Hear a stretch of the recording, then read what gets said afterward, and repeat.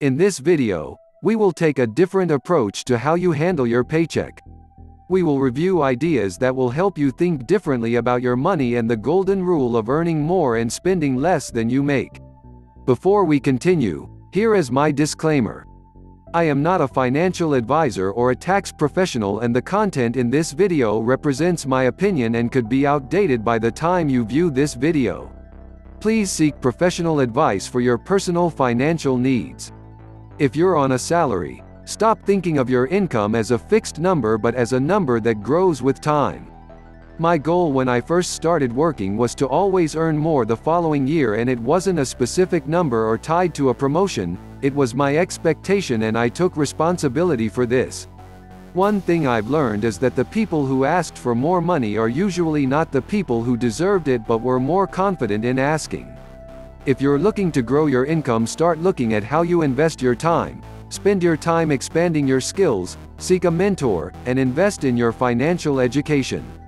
I will go over a different way of addressing your income, including a more contemporary view of income sources and your role in making sure that you are paid in more ways. The best way to grow your wealth is through investing.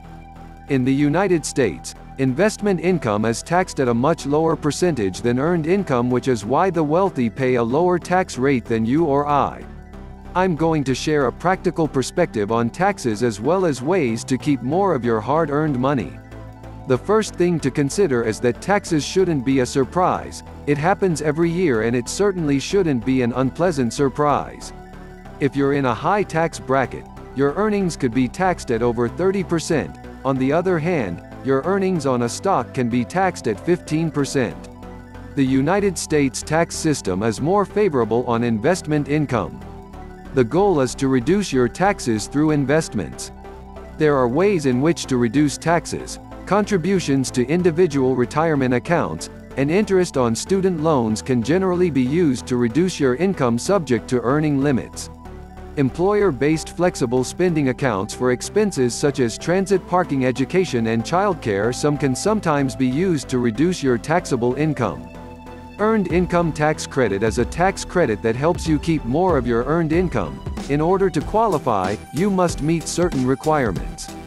You also must file a tax return even if you don't owe any tax, and an estimated 25% of people who qualify for the earned income tax credit do not apply for it. However, you can get it back even if you missed it for the last 3 years. There are also credits available for education, childcare, and savings. They're geared towards people earning under $50,000 per year. Make sure to check to see if you qualify for these. Other items that can be used as deductions are interest on mortgages, property taxes, state and local taxes, charitable donations, and some medical expenses. If these deductions are greater than the standard deductions, then you should itemize your deductions in your tax return. It will save you some money. Also, note that if your other miscellaneous items are over 2% of your adjusted gross income, you can claim them. These include tuition, dependent care, tools for work, magazine subscriptions, fees you pay to get your taxes prepared, and expenses incurred looking for a job. If you feel overwhelmed, it may be a good idea to get some professional help. There are many preparation services online that offer free tools to help guide you through some of the tax filing processes. Next, let's cover tips on budgeting and managing credit cards. The goal of my YouTube channel is to share great strategies on how to improve your personal finance and grow your wealth. Make sure to check the description below for my eBooks on credit and wealth creation. Did you know that over 75% of the working population lives paycheck to paycheck? You must understand how money flows in and out of your household and have a budget to set goals and track your progress. Here are 4 simple reasons why you should have a budget. Number 1. To live within your means. Number 2. To get out of debt. Number 3. To have money to invest. Number 4. To pay for big purchases such as cars, vacations, education, etc.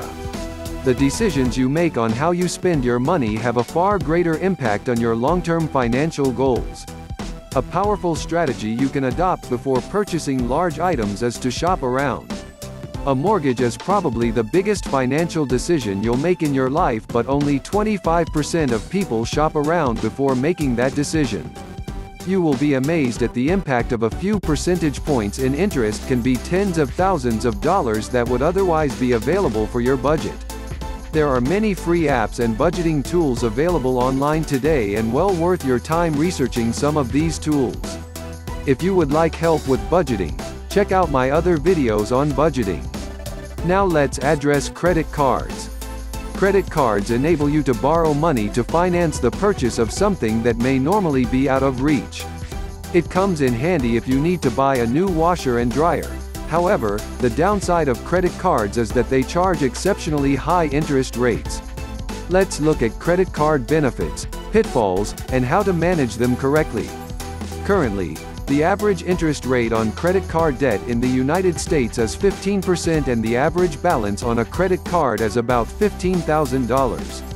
The average American with credit card debt ends up paying over $2,250 in interest every year. Missing credit card payments can have an adverse impact on your credit profile. To ensure that your payments are made on time, sign up for AutoPay. This will ensure you don't miss a payment and have your interest rate increased. Make sure to keep your utilization ratio under 30%, since this also impacts your credit score. Ideally, keep your utilization ratio under 10% will make you look better to credit agencies. When the time comes to take out a mortgage or a big loan, you'll get much favorable interest rates and pay less for that loan. The next thing you can do is transfer your credit card balance to a low-interest credit card. These low-interest cards are sometimes hard to get if you don't have great credit. However, you can shop around for lower rates. In some cases, you can find a 0% introductory rate credit card for a 3% transfer fee. It's a great way to pay down your credit card balance. If you do transfer to a new card, do not cancel your old card. This will make your credit score drop. Keep the card but stop using it. The next strategy is to consolidate your debt. Banks will sometimes give you loans at a much lower interest rate to consolidate all your credit card debt. In some cases, they may require that you close out your credit cards when you apply for the loan. You should use all the benefits your card offers. Use the price matching, cashback, car rental insurance, extended warranties, and loss protection. So, how else can you manage your money? A great way to manage your money is to have separate savings and checking accounts. Checking accounts can be used for your everyday spending, such as food, transportation, utilities, home insurance, entertainment, and so on. The savings account, on the other hand, is used to store money that is left over. A more practical application of savings is to have 3 separate savings accounts. Number 1. Emergency fund. Number 2. Short-term savings. Number 3. Long-term savings. It is important to have your money easily accessible, and the rule of thumb is to have 3 to 6 months of savings should you have an emergency. If you found value so far, hit the like button and subscribe to the channel so YouTube will notify you of my latest videos. Thank you for watching this video, and I hope you found value here. The next video on the screen contains information you will love. Click to watch that video and I will see you there.